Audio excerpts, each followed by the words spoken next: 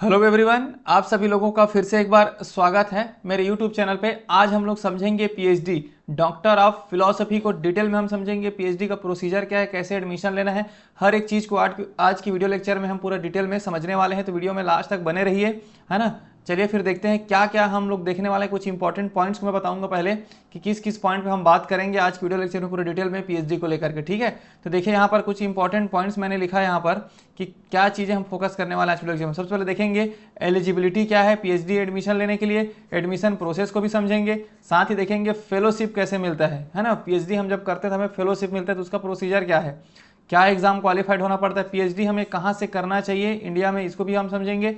Course work क्या होता है, ये बहुत ही ज़्यादा इंपॉर्टेंट हो जाता है जब हम एडमिशन ले लेते हैं। बहुत सारे हमारे पे कन्फ्यूजन रहता है हमको कि कोर्स वर्क होता क्या चीज़ है ना। फुल टाइम और पार्ट टाइम पीएचडी को भी हम समझने वाले हैं क्या होता है। उसके बाद देखेंगे पीएचडी छत्तीसगढ़ में हमें कहाँ से करना चाहिए, इसके बारे में भी बात करेंगे। साथ ही हम देखेंगे बेनिफिट्स ऑफ पीएचडी। तो ये 8 पॉइंट पे हम आज डिस्कशन करेंगे पीएचडी को लेकर के, पूरा डिटेल में हम डिस्कशन करने वाले हैं। तो चलिए फिर स्टार्ट करते हैं, देखते हैं एक एक करके एक पॉइंट्स को। सबसे पहला पॉइंट देखिए एलिजिबिलिटी क्या है ना।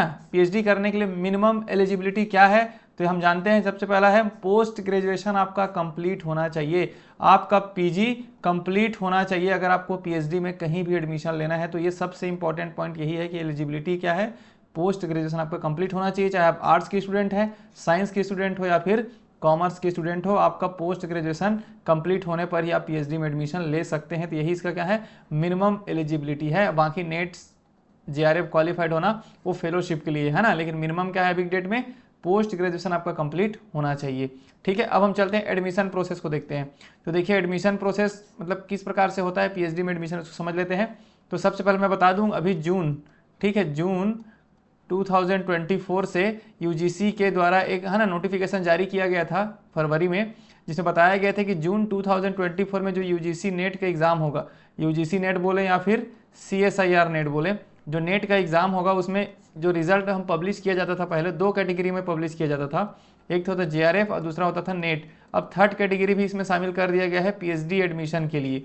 तो इस अब अगर आपको किसी भी सेंट्रल यूनिवर्सिटीज़ में या फिर स्टेट यूनिवर्सिटीज़ में पीएचडी में एडमिशन लेना है तो आपकी यूजीसी नेट एग्जाम देना है, और उसमें जो थर्ड कैटेगरी में जो क्वालिफाइड होना, उतना नंबर लाना, मिनिमम नंबर लाना इंपॉर्टेंट हो जाता है। क्योंकि अब यूनिवर्सिटी अपना इंट्रेंस टेस्ट नहीं कराएगी, इसी यूजीसी नेट या सीएसईआर नेट के सर्टिफिकेट्स के बेस में आपका एडमिशन होने वाला है। तो ये इंपॉर्टेंट हो जाता है।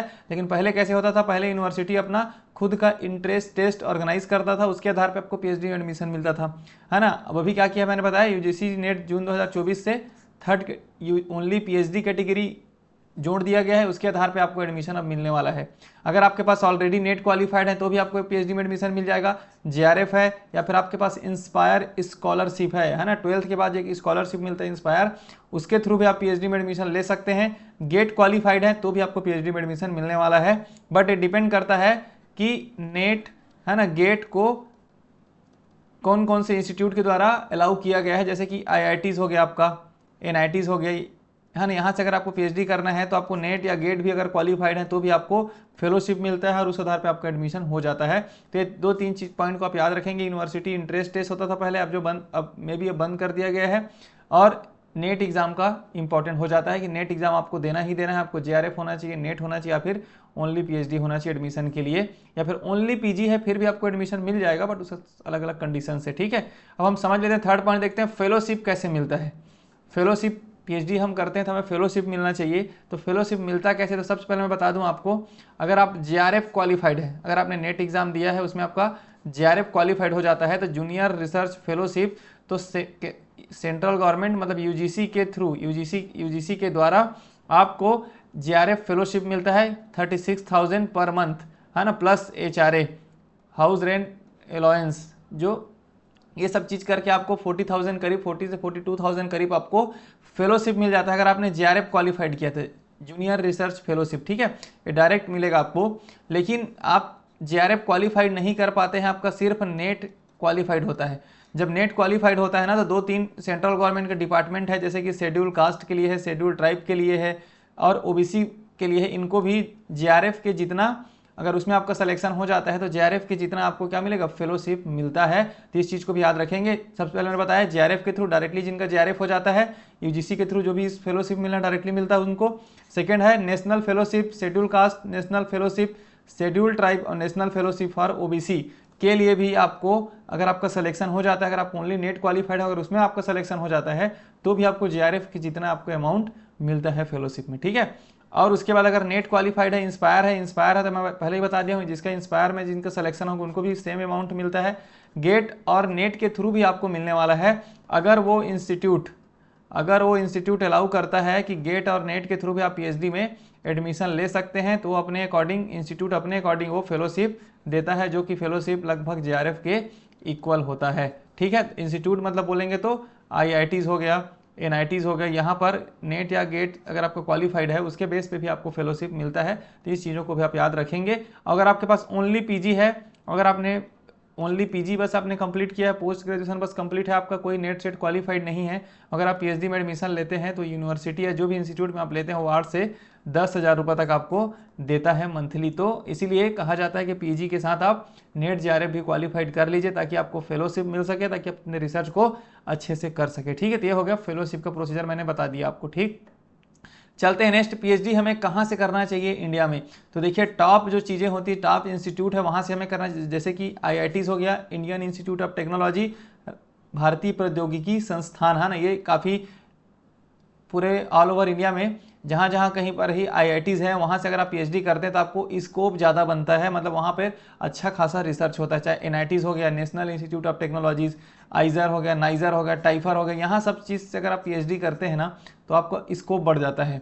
चाहे जैसे कि आप सेंट्रल यूनिवर्सिटीज़ से भी पीएचडी कर सकते हैं, स्टेट यूनिवर्सिटीज़ भी पीएचडी कर सकते हैं, वहाँ से भी स्टेट कॉलेजेस है, स्टेट यूनिवर्सिटी से संबंधित जो कॉलेज होते हैं वहाँ पर भी आपको पीएचडी कराया जाता है। और रिसर्च सेंटर है जैसे कि CSIR लैब है, और बहुत सारे रिसर्च सेंटर हैं जहाँ पर भी आप पीएचडी कर सकते हैं। तो पीएचडी करने के लिए हमारे पास बहुत सारे ऑप्शंस हैं, इन सब चीज़ों से आपको करना पड़ेगा, चाहे सेंट्रल यूनिवर्सिटीज़ हो, स्टेट यूनिवर्सिटीज़ हो, इन सब चीज़ों को आपको लगातार अप्लाई करते रहना पड़ेगा। और मैं बता दूं एप्लीकेशन एडमिशन का जो प्रोसेस होता है ना, वो कई यूनिवर्सिटी है, कई इंस्टीट्यूट है, उनके द्वारा साल में एक बार कराया जाता है या फिर 6 मंथ में एक बार कराया जाता है, मतलब साल में 2 बार भी होता है एडमिशन, और कभी कभी कई इंस्टीट्यूट है, कई यूनिवर्सिटी में साल में 1 बार भी होता है। तो आपको लगातार अपडेट रहना पड़ेगा, उनके वेबसाइट में जा करके देखना पड़ेगा कि नोटिफिकेशन कब आ रहा है, उसके अकॉर्डिंग आपको अप्लाई करना होगा।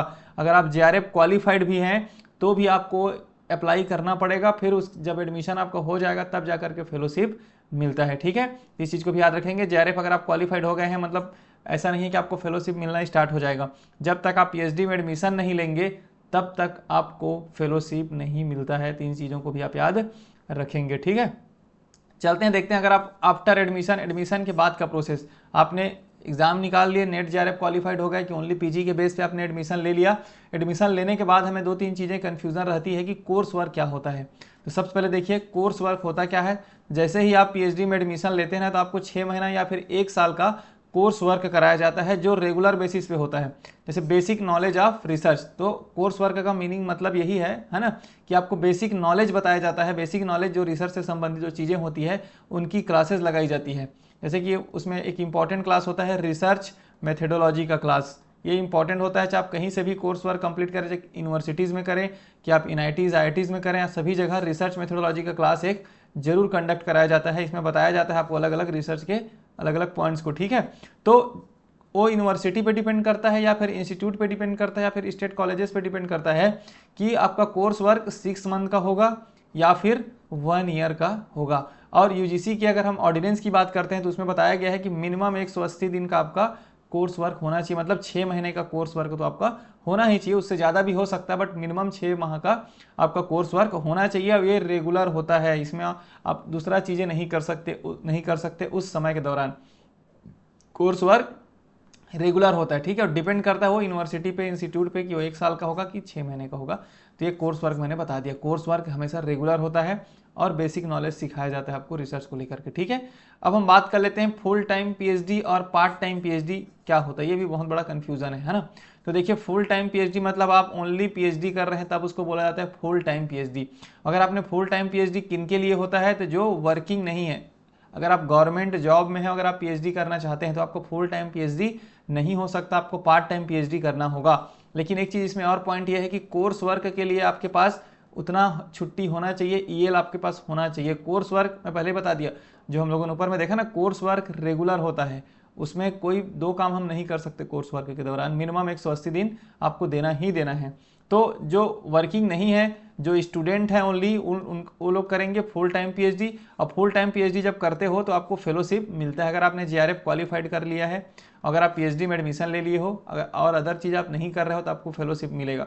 लेकिन अगर आपने जेआरएफ क्वालिफाइड कर लिया है और आप गवर्नमेंट जॉब में हो तो उसके बाद उसको हम क्या बोलते हैं, गवर्नमेंट जॉब में हो अगर आप पीएचडी करोगे तो उसको बोला जाता है पार्ट टाइम पीएचडी।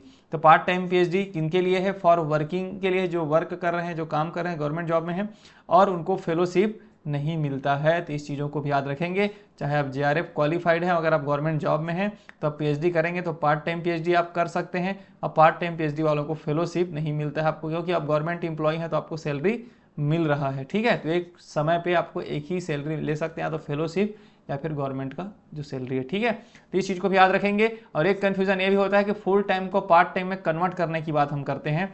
मान लेते हैं अभी आपने पीएचडी ज्वाइन कर लिया है ना, पीएचडी आप कर रहे हैं और उसके बाद आपको गवर्नमेंट जॉब लग जाता है। तो गवर्नमेंट जॉब लग जाता है तो पीएचडी से आपको क्विट करने की जरूरत नहीं पड़ेगी, आप उसको पार्ट टाइम में कन्वर्ट करवा सकते हैं। लेकिन पार्ट टाइम में कन्वर्ट कराने का मिनिमम क्राइटेरिया यही है कि आपका कोर्स वर्क कंप्लीट होना चाहिए।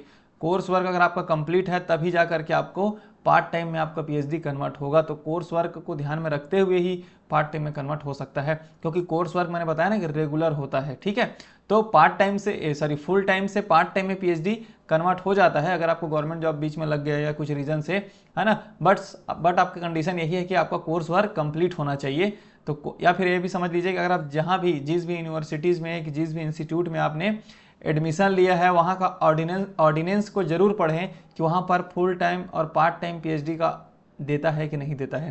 क्योंकि बहुत सारी यूनिवर्सिटीज़ ऐसे हैं जो पार्ट टाइम पीएचडी नहीं कराता है, फुल टाइम पीएचडी ही कराता है। अगर आप वहाँ एडमिशन ले लेते हैं, आपको गवर्नमेंट जॉब लग जाता है, फिर बाद में वो लोग कन्वर्ट नहीं करेंगे क्योंकि उनके ऑर्डिनेंस में नहीं है पार्ट टाइम पीएचडी का। तो इस आधार को भी आप कन्फ्यूज़न नहीं होना है आपको। जहाँ भी पीएचडी में एडमिशन आप ले रहे हैं उसका ऑर्डिनेंस को जरूर पढ़ें, उसका रूल्स एंड रेगुलेशन को जरूर देखें, उस यूनिवर्सिटीज़ का, उस इंस्टीट्यूट का, क्या वो पार्ट टाइम में कराता है कि नहीं कराता है। जो भी उसका ऑर्डिनेंस में हर एक चीज़ आपको मेंशन मिलेगा। ठीक है, तो मैंने बता दिया फुल टाइम पीएचडी और पार्ट टाइम पीएचडी के बारे में डिटेल में। ठीक, अब हम चलते हैं छत्तीसगढ़ में हमें पीएचडी कहाँ से करना चाहिए।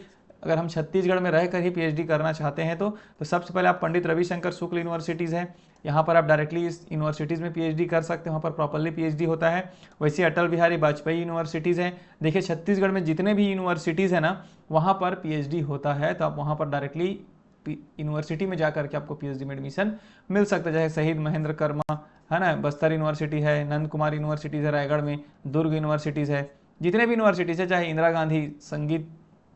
इंदिरा कला संगीत विश्वविद्यालय, वहाँ पर भी पीएचडी होता है, इंदिरा गांधी कृषि विश्वविद्यालय, वहाँ पर भी पीएचडी होता है। जितने भी यूनिवर्सिटीज़ हैं वहाँ पे आपको पीएचडी में एडमिशन मिल जाएगा। आप अपने सब्जेक्ट के अकॉर्डिंग जब कभी उनका नोटिफिकेशन आता है पीएचडी को एडमिशन को लेकर के, उसको भरिए और उसके आधार पर इंटरव्यू होगा। लेकिन अगर आपका नेट है, जेआरएफ क्वालिफाइड है, तो आपका डायरेक्टली इंटरव्यू होगा, आपको इंट्रेंस एग्जाम देने की जरूरत नहीं पड़ेगी। ठीक है, जैसे आईआईटी भिलाई भी एक अच्छा ऑप्शन है पीएचडी के लिए, है ना, Indian institute of technology Bhilai.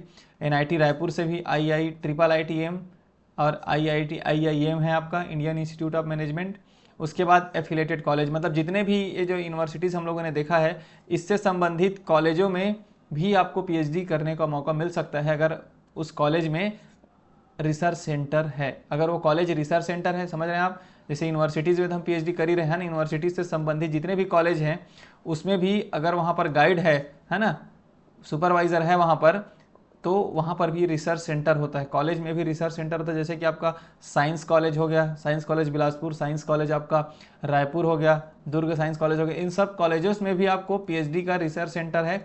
जहाँ पर रिसर्च सेंटर होगा वहाँ पर भी आप पीएचडी कर सकते हैं। तो अब इन सब चीज़ों को आपको पता करके रखना पड़ेगा कि कहाँ कहाँ पर पीएचडी होता है। अपना सब्जेक्ट के अकॉर्डिंग आप पता करिए, और उसके अकॉर्डिंग जब कभी भी यूनिवर्सिटीज़ का फॉर्म ओपन होता है ना पीएचडी के लिए, उसको फिल करना है और आपको उसके अकॉर्डिंग पीएचडी करना है। ठीक है, तो ये मैंने बता दिया, लगभग सभी यूनिवर्सिटी छत्तीसगढ़ में पीएचडी करा रहे हैं, तो आप अपने अकॉर्डिंग देख लीजिए। और जो जो इंपॉर्टेंट चीज़ है मैंने यहाँ पर मेंशन कर दिया। स्टेट कॉलेजेस में भी पीएचडी होता है, बस आपको याद रखना है अगर आप कॉलेजों में एडमिशन लेते हैं पीएचडी के लिए, है ना, स्टेट कॉलेजेस में एडमिशन के लिए, पीएचडी के लिए एडमिशन लेते हैं, तो आपको जो कोर्स वर्क का एग्ज़ाम होता है ना, वो यूनिवर्सिटीज़ में देना है और यूनिवर्सिटी ही आपको सर्टिफिकेट देगा। तो इस चीज़ को भी आप याद रखेंगे, ठीक है। ये हो गया पीएचडी कहाँ से। अब हम देख लेते हैं बेनिफिट्स ऑफ पीएचडी करने के क्या फ़ायदे हैं। सबसे पहले एलिजिबल फॉर असिस्टेंट प्रोफेसर, आप असिस्टेंट प्रोफेसर बनने के लिए एलिजिबल हो जाते हैं। अगर आपने पीएचडी क्वालिफाइड कर लिया है तो आपको नेट सेट क्वालिफाइड होना इंपॉर्टेंट आपके लिए नहीं रह जाता। आपको असिस्टेंट प्रोफेसर की वैकेंसी में डायरेक्ट एग्ज़ाम दे सकते हैं आप, है ना। आपको नेट सेट जरूरी नहीं है। अगर आपने पीएचडी किया है तो आप एलिजिबल हैं असिस्टेंट प्रोफेसर बनने के लिए, ठीक है। उसके बाद एलिजिबल हो जाते हैं रिसर्च साइंटिस्ट बने। अगर आपको साइंटिस्ट बनना है, रिसर्च के एरिया में आगे बढ़ना है, तो भी आप एलिजिबल हो जाते हैं। अगर आप पीएचडी को कर रहे थे, क्योंकि हायर एजुकेशन में आता है पीएचडी, है ना, तो आपके लिए काफ़ी इंपॉर्टेंट हो जाती है, ठीक। उसके बाद एलिजिबल फॉर हायर रिसर्च, अगर आपको और आगे रिसर्च करना है, जैसे कि पोस्ट डॉक्टरल फेलोशिप में जाना है, पोस्ट डॉक करना है, बाहर जा करके आपको और रिसर्च को आगे बढ़ाना है, तो उसके लिए भी मिनिमम पीएचडी तो होना चाहिए। तो ये 2-3 चीज़ें हैं जो पीएचडी के लिए आपको ऑप्शंस में बन जाता है। और साथ ही साथ अगर आप पीएचडी कंप्लीट कर लिए तो बहुत सारा जॉब भी लगता है रिसर्च को, जहाँ जहाँ कहीं पर भी रिसर्च को लेकर के इंपॉर्टेंट होता है ना, वहाँ पर पीएचडी वालों का जॉब भी लगता है, डायरेक्टली रिक्रूटमेंट होता है, चाहे प्राइवेट कंपनी हो कि प्राइवेट अलग अलग इंस्टीट्यूट हो, ठीक है। तो ये सब चीज़ें हैं, इंपॉर्टेंट चीज़ें मैंने बता दिया पीएचडी को लेकर के, इसके प्लस माइनस पॉइंट को भी मैंने बता दिया, ठीक है। तो आप देख सकते हैं पूरा पॉइंट को हम लोगों ने एक्सप्लेन किया है। अगर इसके बाद भी अगर आपके मन में कुछ भी डाउट है, कुछ भी कन्फ्यूज़न है, जिस पे आपको चाहिए वीडियो बनाना चाहिए, तो आप मुझे कमेंट बॉक्स में कमेंट करके ज़रूर बताएं। और साथ ही साथ मेरे टेलीग्राम ग्रुप में ज़रूर जुड़ें, जिसमें हम लोग हर एक चीज़ को डिस्कशन करते हैं, है ना। तो टेलीग्राम चैनल का लिंक आपको इस वीडियो लेक्चर के डिस्क्रिप्शन बॉक्स में मिल जाएगा, वहाँ पे जा करके जुड़ जाइए, वहाँ पर एक एक चीज़ को हम एक्सप्लेन कर लेंगे, ठीक है। उम्मीद करता हूँ वीडियो लेक्चर में आपको बहुत कुछ चीज़ें सीखने को मिली होगी, है ना। तो चैनल को सब्सक्राइब कर देना, वीडियो को लाइक कर देना और अपने दोस्तों में शेयर कर देना। मिलते हैं नेक्स्ट वीडियो लेक्चर में, तब तक के लिए आप सभी लोगों का बहुत बहुत धन्यवाद।